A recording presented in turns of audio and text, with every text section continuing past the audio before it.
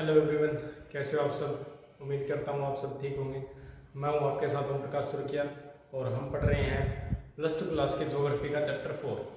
तो चैप्टर 4 में हमने ये हमारा लेक्चर 2 है और लास्ट टाइम हमने मानव विकास की जो अवधारणा है उसके बारे में पढ़ा था, जिसमें मैं गोपालक और अमर्त्य सेन के जो विचार थे उसके बारे में पढ़ा था कि किस तरह मानव विकास है, उसका जो मानव विकास सूचकांक है और जो संयुक्त राष्ट्र मानव कार्यक्रम है, संयुक्त राष्ट्र जो मानव विकास जो कार्यक्रम है यूएनडीपी का, यूनाइटेड नेशन डेवलपमेंट प्रोग्राम है, उसके अंडर में किस प्रकार मानव विकास के जो सूचकांक है वो हर साल 1990 के बाद वो शुरू किया गया, जिसमें दिखाया गया कि किसी भी देश की जो प्रगति है वो मानव विकास से ही संभव हो सकती है, जिसमें शिक्षा है, स्वास्थ्य है और संसाधनों तक लोगों की पहुंच है। तो उसमें कई चीजें शामिल की थी, जैसे अमर्त्य सेन ने कहा था कि किसी भी देश के जो संसाधन होते हैं वो वैसे तो एक्चुअल में मानव है, उसका मूल केंद्र है मानव विकास का। तो अगर मानव को स्वतंत्रता में वृद्धि कर दी जाए तो उसकी जो विकास होने की जो प्रक्रिया है वो ऑटोमेटिक है, वो इंक्रीज हो जाएगी, बढ़ जाएगी। और विकास और वृद्धि दो अलग अलग चीजें, ये भी हमने डिस्कस किया था। तो आज हम पढ़ते हैं, तो हमने इसको थोड़ा थोड़ा डिस्कस कर लिया था। आज हम पढ़ते हैं मानव विकास के जो 4 स्तंभ है उनके बारे में। ठीक है, मानव विकास के 4 स्तंभ। मानव विकास के 4 स्तंभ, यानी किस तरह से मानव विकास है, किस पर टिका हुआ है। तो मानव विकास है किस तरह से हो सकता है, उसका डेवलपमेंट है कैसे हो। तो वो सबसे पहले उसमें 4 पॉइंट सब दिए गए हैं। तो उसमें सबसे पहला है समता। ठीक है, समता है वो दिए गए। अब बात करते हैं कैसे। मान लीजिए किसी का विकास है वो कब तक संभव नहीं है, किसी भी देश का हो, किसी भी देश के निवासियों का हो, तो वो किस पे डिपेंड करता है, समता पे, या आसान भाषा में ये कहूं तो मैं समानता, इक्विटी या इक्वालिटी। ठीक है, उस पे निर्भर करता है। तो जितने भी रिसोर्सेज संसाधन है या कुछ भी चीज हो या कोई वेलफेयर स्कीम, सरकार की योजना हो, कोई भी हो, अगर उसका किसी भी देश के अंदर अगर उसका वितरण है समान रूप से अगर होता है, ना वो जाति देखता है, ना वो क्या देखता है, लिंग देखता है, ठीक है, मेल है या फीमेल है, और ना वो प्रजाति देखता है। अगर इसका आधार पे अगर वो नहीं होगा, डिस्ट्रीब्यूशन है, ठीक है, तो क्या होगा, इन सब को क्या है छोड़कर भेदभाव, मैं लिख देता हूं यहां, भेदभाव को छोड़कर अगर वो आगे बढ़े कोई देश विकास के मामले में तो वो ठीक है, वरना अगर इन चीजों को अगर साथ में लेकर भारत के संदर्भ में, तो हम कह सकते हैं कि वो व्यवस्था है वो सही तरह से नहीं पहुंच पाएगी, और जो समान पहुंच है लोगों तक, अवसरों की जो समान पहुंच है वो नहीं हो पाएगी। ठीक है, इसमें एक और जोड़ देता हूं मैं, आय वो है उसकी पहुंच वो नहीं हो पाएगी। अगर उसमें कुछ भी कमी रह जाए या कुछ तबका है वो पीछे रह जाए, तो समता है वो सब तक उसकी पहुंच है समान अवसरों की, यानी सभी तक अवसरों की समान पहुंच। आय, जाति, लिंग, प्रजाति के भेदभाव के आधार पर उनको छोड़ना चाहिए। अगर इन चीजों को साथ लेकर चलेंगे तो मानव विकास है वो नहीं हो पाएगा। तो इसलिए क्या समता वो समानता वो जरूरी है।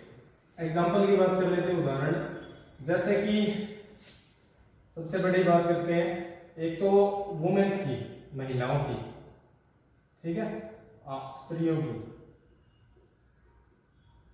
शिक्षा की बात कर लेते हैं। स्त्रियों की शिक्षा और जो आर्थिक और जो सामाजिक रूप से पिछड़े हैं, ठीक है, वो जो स्त्रियां हैं पहली बात तो जो सामाजिक और आर्थिक दृष्टि से क्या पिछड़े हुए हैं, अगर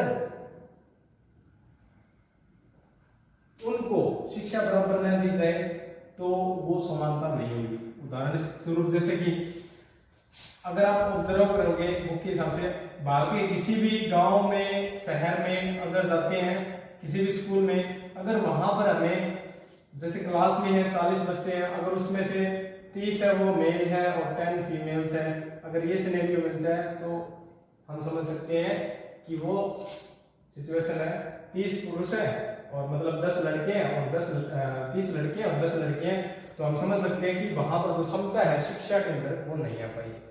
अगर हम जातीय तक या आर्थिक की आधार और सामाजिक पिछड़ेपन की बात करें, जैसे कि जहां पर जिसकी आय अगर कम हो, गरीब बच्चों की अगर हम बात करें, जैसे आपने भी देखा होगा बहुत सारे समाज में ऐसे तबके हैं जिनके बच्चे आज भी शिक्षा से बहुत दूर है, चाहे वो सामाजिक रूप से पिछड़े हुए हो, आर्थिक रूप से, यानी जो गरीब बच्चे हैं और जो सामाजिक रूप से पिछड़े हुए हैं वो स्कूलों तक उनकी पहुंच नहीं हो पाई है।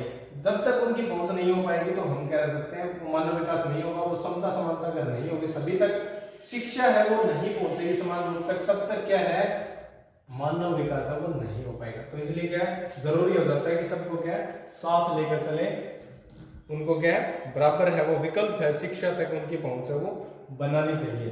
अगर उनकी शिक्षा तक पहुंच बनाई जाएगी तब क्या होगा, उसका मानव विकास है, सब में समानता आएगी और समानता आएगी तो मानव विकास होगा। पर एक्चुअल में अगर देखें चाहे कोई भी समाज हो, कोई भी देश हो, उसमें ये सिचुएशन नहीं है कि सभी को क्या है समता समानता हो, सब अवसरों तक समान पहुंच वो प्रोवाइड है वो दे दी गई हो, सब में नहीं है।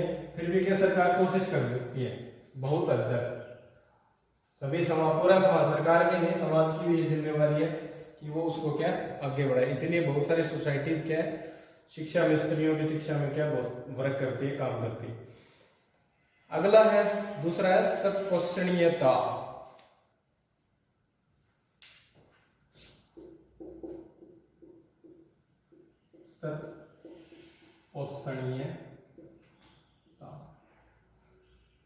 तत्पोषणीयता, तत् का मतलब कहता है रेगुलर, पोषणीयता यानी उसको रेगुलरली कोई भी काम हो, जैसे उसको निरंतर लेके चलना, ठीक है, जो भी मानव की आवश्यकता है उसको क्या एक पीढ़ी से दूसरी पीढ़ी तक, या हम कह सकते हैं आज जो वित्तीय आर्थिक जो सुविधाएं हैं उसको क्या है इस तरह से संसाधनों का प्रयोग करना, उसको क्या भविष्य में भी प्रयोग कर सके। जैसे उदाहरण के रूप में हम कह सकते हैं कि मान लीजिए आज हमारे पास है पानी की अवेलेबिलिटी है, वाटर है हमारे पास बहुत अच्छा है, ठीक है, भी इतना तो नहीं है कि देश में क्या पानी है वो बिल्कुल ही खत्म हो गया, कमी हो जाती है। तो अगर ये हम क्या सतत पोषित का मतलब है कि इस पानी को हम आज इतना निरंतरता की बात की गई है, इसमें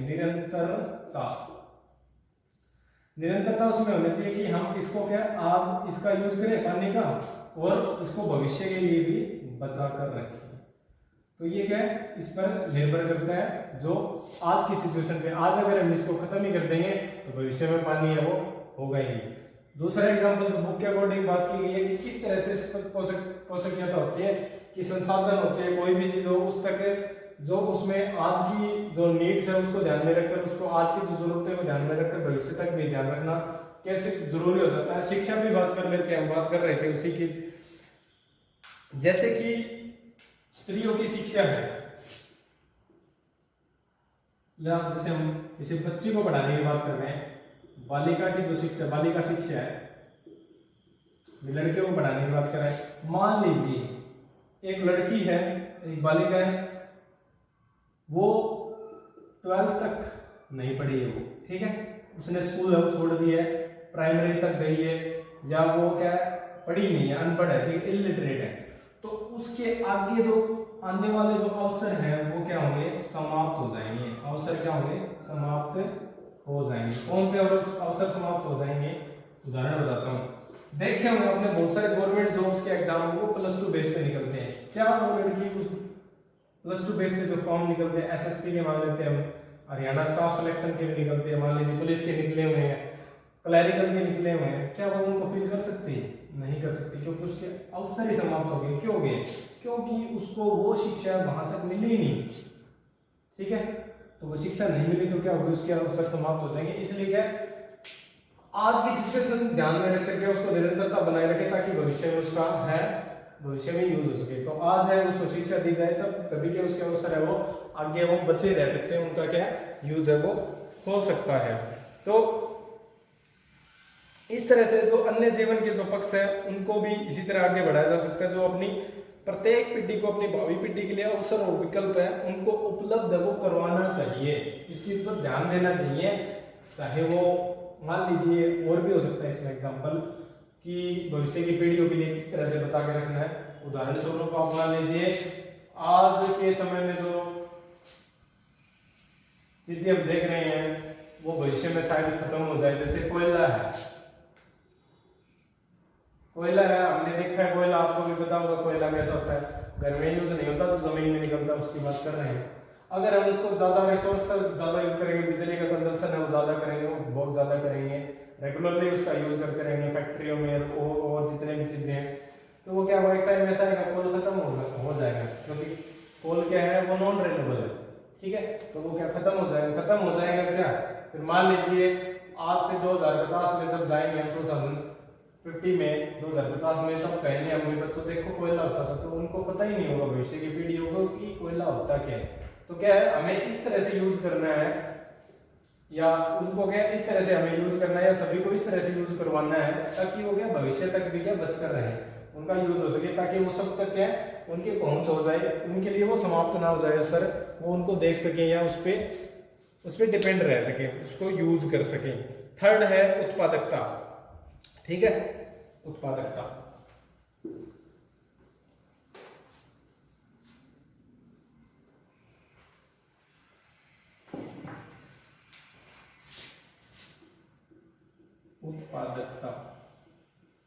उत्पादकता यानी प्रोडक्टिविटी। उत्पादकता का मतलब है श्रम शक्ति या आप कह सकते हो कार्य क्षमता से। श्रम शक्ति या कार्य क्षमता से हमारा अभिप्राय है उत्पादकता से। उसको कैसे बढ़ाया जा सकता है, तो क्योंकि किसी भी देश का जो एक्चुअल जो रिसोर्स होता है, किसी भी देश का जो राष्ट्र का जो मेन जो धन कह सकते हैं हम, कोई भी देश हो, कोई भी राष्ट्र हो, कोई भी देश और राष्ट्र हो, उसका जो वास्तविक धन होता है, वास्तविक जो धन होता है वो वहां के लोग होते हैं, ठीक है, वहां के निवासी होते हैं, वहां के लोग होते हैं, ठीक है, न कि पैसा। अगर किसी देश में पॉपुलेशन ही नहीं है और वहां पर बहुत ज्यादा सोना पाया जाता है, क्या कारण है उसका, तो वो वास्तविक धन क्या होता है, वहां के लोग होते हैं। और उसमें क्या लोगों की क्षमताओं को निरंतरता वृद्धि है वो करनी चाहिए, ठीक है। अब करेंगे कैसे, मान लीजिए लोगों की जो काम करने की क्षमता है, कार्य क्षमता है, उसको बढ़ाएंगे कैसे, उसकी प्रोडक्टिविटी को बढ़ाएंगे कैसे, दो चीजों से बढ़ा सकते हैं। एक तो है स्वास्थ्य सुविधाएं, उनकी जो स्वास्थ्य सुविधाएं, यहां ये आएगा ना, स्वास्थ्य सुविधाएं बढ़ाना, उनकी स्वास्थ्य सुविधाओं को क्या बढ़ाया जा सकता है, और उनके जीवन स्तर को क्या सुधारना, जीवन स्तर को ऊंचा करना, यानी उनको सुविधाएं देना। स्वास्थ्य सुविधा जीवन स्तर ऊंचा कैसे होगा, जीवन स्तर यानी उनको जैसे जीवन स्तर में जैसे कैसे होगा, उनको सुविधाएं देना, सरकारी योजनाओं के माध्यम से चाहे कैसे भी उनको सुविधाएं देना, उनको शिक्षा देना, उनको ज्ञान देना, ठीक है, शिक्षा देना, ठीक है, ज्ञान देना उनको, ठीक है, अन्य जो सुविधाएं हैं, जो मूलभूत सुविधाएं हैं वो देना, जिसमें स्वास्थ्य सुविधाएं भी आएगी ना। ये अगर देंगे तो क्या होगा, अगर उनको सुविधाएं दी जाएगी तो क्या होगा, उत्पादकता बढ़ेगी। एग्जाम्पल बता सकता हूँ, उदाहरण के लिए मान लीजिए कोई फैक्ट्री है, जहां मान लीजिए कपड़े की फैक्ट्री है, ठीक है, कपड़ा उद्योग है कोई, वहां पर क्या होता है, जैसे मशीनों से काम होता है, अगर लोग हैं वो एजुकेटेड नहीं होंगे, शिक्षित नहीं होंगे, उनको इसका ज्ञान नहीं होगा, उनके पास स्किल्स नहीं होंगे, कौशल नहीं होंगे, तो उस कपड़ा उद्योग में मशीनें चलाएगा कौन, कपड़ा उद्योग में जो मशीनें होती हैं वो नहीं चल सकती। तो इसलिए क्या उनको ट्रेनिंग दी जाती है, उनको क्या होता है, उनकी कैपेबिलिटी बढ़ाई जाती है। कैपेबिलिटी बढ़ाएंगे तो उसका क्या होगा, प्रोडक्ट बढ़ेगा तो क्या होगा, मानव विकास होगा, यानी उस देश का विकास होगा। और देश का विकास होगा तो आपको पता होगा देश का विकास किससे मापा जाता है, HDI से, मानव विकास सूचकांक से, मानव विकास सूचकांक। और मानव विकास सूचकांक किससे बढ़ेगा, इससे बढ़ेगा भी। अगर ये बढ़ेगा तो इसीलिए देश आगे बढ़ेगा। भारत की जो रैंक है वो 126वीं है, बहुत नीचे है, ठीक है। मैं ये मानता हूँ होनी नहीं चाहिए इतने, तो भाई कम से कम 50 के आसपास तो होनी चाहिए। इतने साल हो गए मैं आजाद हुए, सुधरी नहीं है देश में अभी भी। शिक्षा है, स्वास्थ्य है, मूलभूत सुविधाएं भी नहीं है। लोग भूखमरी से, भूख से बहुत सारे लोग मर जाते हैं। दिल्ली तक हमने सुना, अभी पीछे रिसेंट में न्यूज चल रही थी कि दिल्ली में भूख से है वो 1-2 डेथ है, वो शायद आई थी, न्यूज में चल रहा था। ऐसा नहीं होना चाहिए। अगर कैपिटल में यह हाल है तो फिर ट्राइबल एरिया, जो जनजातीय क्षेत्र है, जो पिछड़े हुए राज्य हैं, उनमें क्या हाल होगा। ये सिचुएशन है।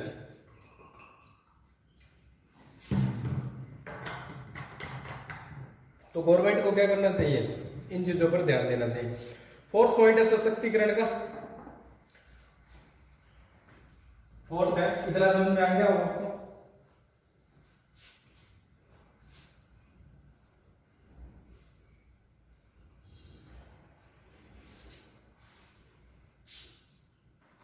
सशक्तिकरण, सॉरी,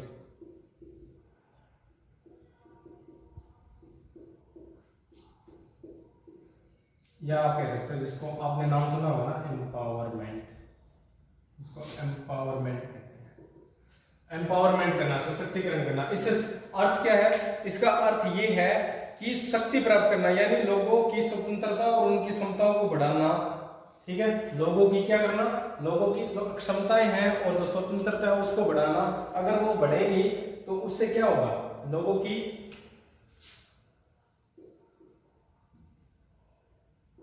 की अगर क्षमताएं अगर और स्वतंत्रताएं बढ़ेगी तो उससे क्या होगा, मानव विकास है वो बहुत तेजी से बढ़ेगा, या मानव विकास का जो सूचकांक है वो बहुत तेजी से आगे बढ़ेगा। अब ये होगा कैसे, लोगों को जो एम्पावरमेंट कैसे मिलेगी? एक तो जो सरकार की जो कल्याणकारी नीतियां हैं, सरकारी कल्याणकारी जो नीतियां हैं,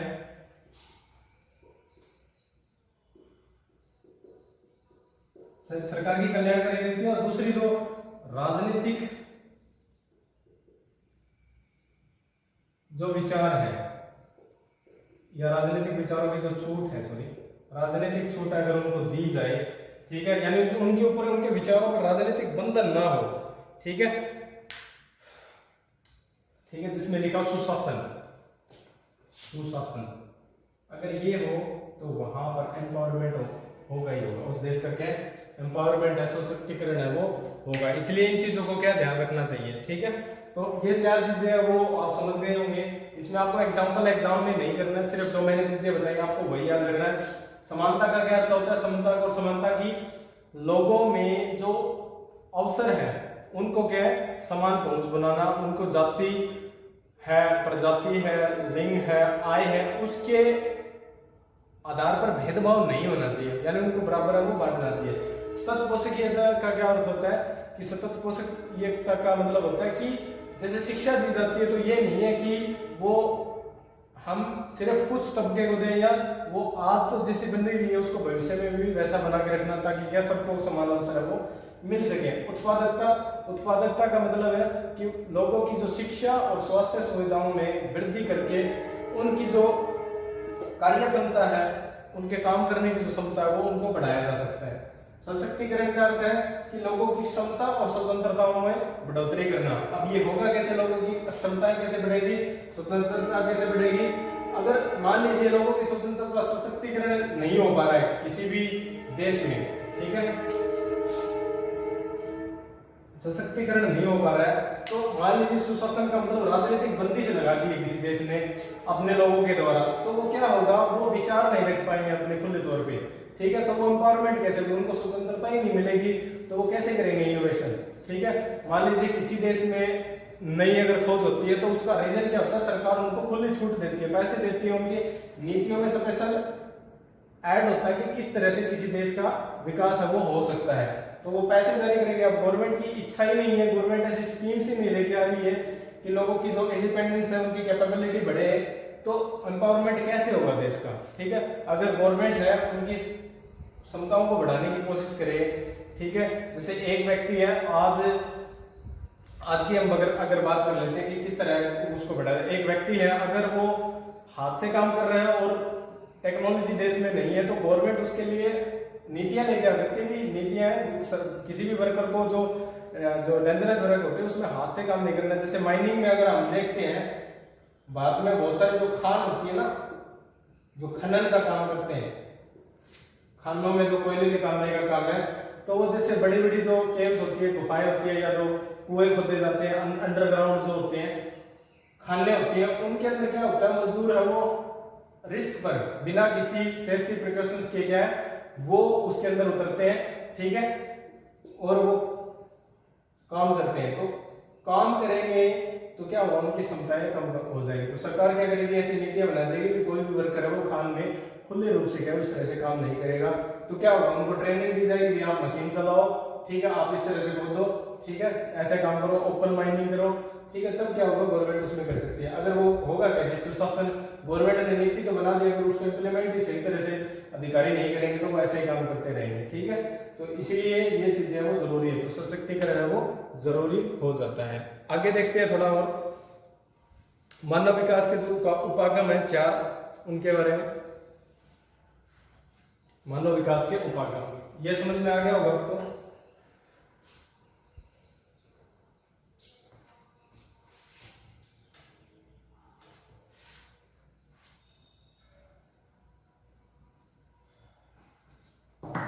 मानव विकास के उपागम, मानव विकास की क्या है, 4 उपागम है, ठीक है, 4 पाए जाते हैं। पहला तो है आय उपागम। मान लीजिए किसी देश में डेवलपमेंट हो रहा है या नहीं हो रहा है, हम उसको देखना चाहते हैं, हमें पता नहीं है कि उस देश में डेवलपमेंट हो रहा है, तो ये आय उपागम वो किसी देश की मानव विकास को देखने का, यानी वहां पर कितना डेवलपमेंट हो रहा है वो सबसे इंपॉर्टेंट है, और पुराने टाइम से यूज होता रहा है। कैसे कि जिसके पास पैसा होगा, जिसके पास है वो धन होगा, संपत्ति होगी, तो उसका जो विकास है, डेवलपमेंट है, उसका जो कहीं भी पार्टिसिपेशन है वो क्या होगा, अधिक होगा, ठीक है। ये सबसे पुराना है सिस्टम है, उपागम है, जिसमें ये कहा गया है कि किसी भी व्यक्ति के पास अगर आय है वो अधिक होगा तो उसकी स्वतंत्रता है, उसका जो मानव विकास का जो उसका स्तर है वो क्या होगा, ऊंचा होगा। आय, ठीक है, आय उपागम का अर्थ है आय जिसकी अधिक होगी, आय अधिक होना क्या कहलाता है, आय अधिक होना मानव विकास के मानव विकास का उच्चतम स्तर को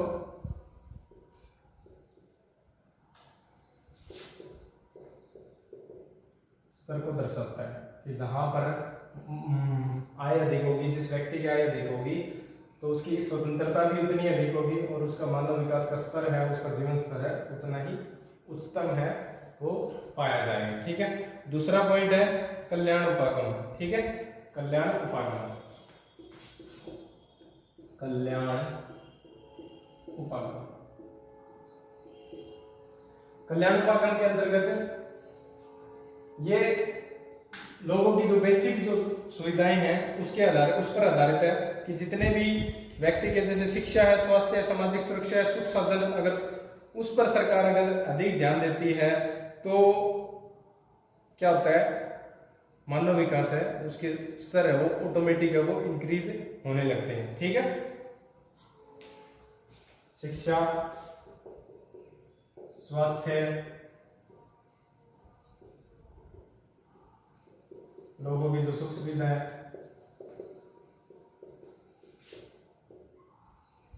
ठीक है, अगर इस पर गवर्नमेंट अगर खर्च करती है, उस पर क्या सरकारी व्यय करती है, सरकार यानी व्यय करती है, कल्याणप्रद उपागम में सरकार के व्यय होता है, तो वैसे तो गवर्नमेंट क्या करेगी, मान लीजिए कोई स्कीम आती है, मान लेते हैं हमें शिक्षा पे ही मान लेते हैं, जैसे शिक्षा फ्री कर दी, कौन सी क्लास तक, ग्रेजुएशन तक, चाहे वो प्राइवेट स्कूल हो चाहे वो गवर्नमेंट स्कूल हो, तो सरकार क्या करेगी, उस समय सरकार के पैसे लगेंगे, ठीक है, चाहे वो टीचरों को सैलरी देना हो, चाहे वो स्कूल चलाने के लिए जितनी भी इंफ्रास्ट्रक्चर की जरूरत होती है, ठीक है, पैसे लगेंगे, स्वास्थ्य सुविधाएं देना और अन्य जो लोगों को सुख सुविधाएं देना, जैसे सड़क बनाना है, पुल बनाना है, ठीक है, लोगों को ट्रेन ट्रांसपोर्ट की फैसिलिटी देना है, पार्क की फैसिलिटी देना है, ठीक है। अगर ये देगी तो सरकार के क्या होंगे, पैसे लगेंगे, सरकार का क्या होगा, सरकारी धन को व्यय होगा।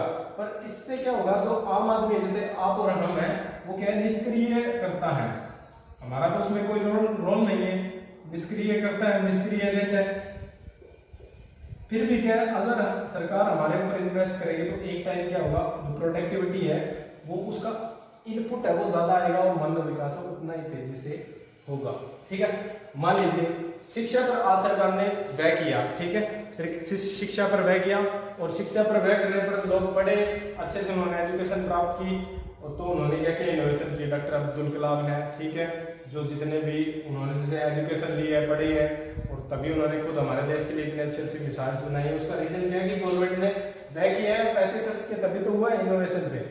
अभी कर रहे हैं बहुत सारे जितने भी अधिकारी बनते हैं, देश की सेवा में लगे हुए अलग अलग जो कर्मचारी हैं, सरकार उनके क्या शुरू में उनको शिक्षा दी, स्वास्थ्य सुख सुविधाएं दी, तभी तो वो कर रहे हैं, ठीक है। तो इसीलिए क्या ये कल्याणकारक उपागम है, उससे संबंधित है।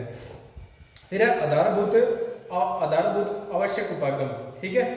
इस उपागम का जो मूल है वो अंतर्राष्ट्रीय श्रम संगठन ने इसको प्रस्तावित किया था, जिसमें 6 न्यूनतम आवश्यकता बताई थी, जिसमें इन्होंने कहा था इनके ऊपर जोर है वो देना चाहिए, ठीक है, मानव विकास के उपागम के अंतर्गत जोर देना चाहिए, जिसमें स्वास्थ्य शिक्षा तो है ही है, भोजन जल और प्रति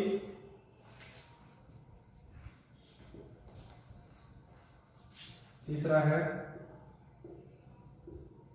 आधारभूत, ठीक है, आधारभूत जो सुविधाएं हैं उनको प्रोवाइड करवाना। आधारभूत क्या था वो, आधारभूत आवश्यकता उपागम, सॉरी, आधारभूत आवश्यकता उपागम।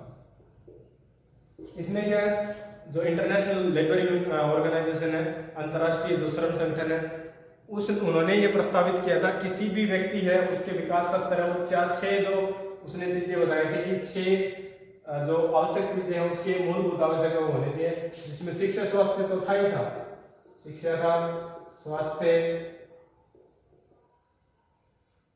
स्वास्थ्य, आवास,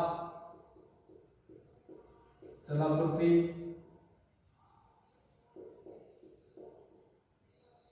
ठीक है, जलापूर्ति, और क्या रह गया, 2 और है जिसमें भोजन है और स्वच्छता, ठीक है, भोजन और स्वच्छता, भोजन और स्वच्छता को उसमें शामिल किया गया। किसने किया, जो अंतर्राष्ट्रीय लेबर यूनियन है, अंतर्राष्ट्रीय लेबर ऑर्गेनाइजेशन है, उसने इस उपागमों को प्रदान किया कि ये होने चाहिए, जो मानव की 6 जो बेसिक जो आवश्यकताएं हैं उस पर उन्होंने जोर दिया, तभी क्या मानव का विकास है वो हो सकेगा, ठीक है, ये उससे जुड़े हुए हैं। लास्ट है क्षमता उपागम, इसको क्या है, अमर्त्य सेन ने दिया था, संसाधनों तक पहुंच है, मानव की बढ़ाना, ठीक है, उनकी क्षमताओं को निर्माण करना, क्षमता उपागम। इसको किसने इंट्रोड्यूस किया था, अमर्त्य सेन ने, अमर्त्य सेन भारत के थे, अर्थशास्त्री थे, इन्होंने जो मानव विकास है उसके ऊपर महबूब उल हक के साथ मिलकर क्या है काम किया था। अमर्त्य सेन ने इन्होंने जो कहा कि क्षमताओं का वृद्धि करके, उसकी स्वतंत्रताओं को वृद्धि करके क्या मानव विकास है उसको क्या अचीव है वो किया जा सकता है, उसको प्राप्त है वो किया जा सकता है, ठीक है। इतना ही करते हैं, बाकी हम पढ़ेंगे नेक्स्ट लेक्चर में। उम्मीद करता हूँ आपको समझ में आया होगा, ठीक है तो थोड़ा टिपिकल और पॉइंट टू पॉइंट आप याद रखेंगे, ठीक है। एग्जांपल इसमें ऐड नहीं करेंगे जो लास्ट वाले बताए थे, बाकी ये तो पूरा का पूरा याद करना है। एग्जाम में 5 मार्क्स का क्वेश्चन है, यहाँ से मानव विकास के जो 4 स्तंभ है वहां से पूछा जाता है, और यहाँ से भी 5 नंबर का सीधा ही क्वेश्चन है वो डाला जाता है एग्जाम में, ठीक है। मिलते हैं बाद में, अपना ख्याल रखिएगा, बाय।